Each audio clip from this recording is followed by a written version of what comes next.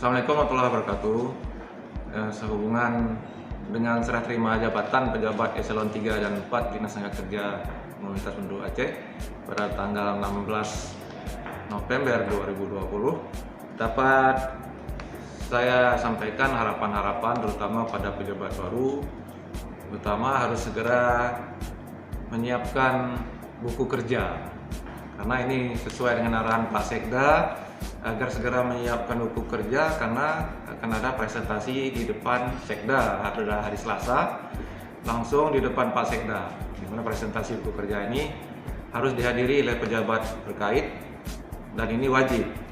Kemudian juga kita harapkan dengan kehadiran pejabat baru ini menjadi motivasi bagi pejabat di bawahnya atau stafnya, antara pejabat eselon 3 dengan eselon 4 dengan stafnya dan juga dengan atasan, menjadi motivasi baru dan bisa bekerja sama dengan baik bagaimana untuk membangun teamwork yang bagus sehingga semua program-program kegiatan yang sudah diprogramkan bisa terlaksana dengan baik.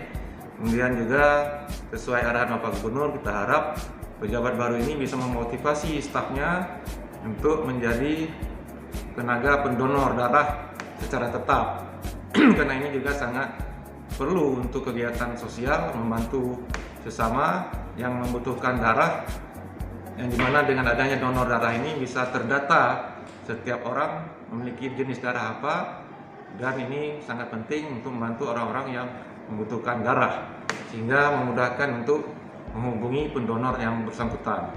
Ini kita harapkan sehingga ke depan Dinas Tenaga Kerja Komunitas Penduduk Aceh bisa melaksanakan tugas-tugas dengan baik.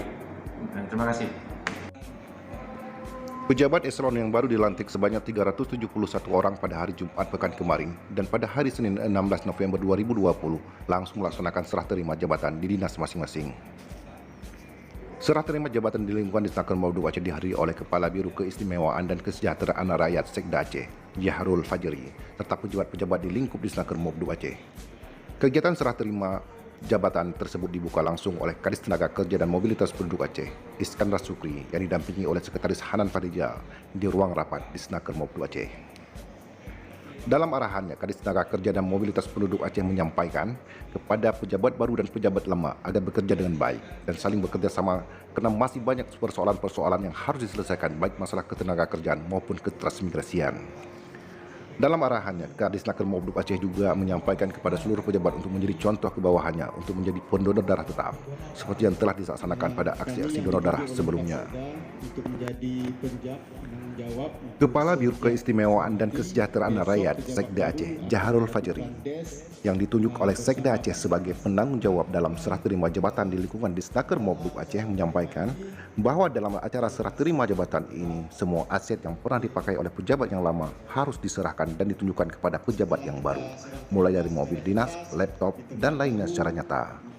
Setelah selesai serah terima jabatan dari pejabat lama kepada pejabat baru, agenda selanjutnya, pejabat yang baru memberikan presentasi selama 10 menit di ruang Sekda terkait rencana program kerja ke depannya setelah dirinya menerima amanah yang baru.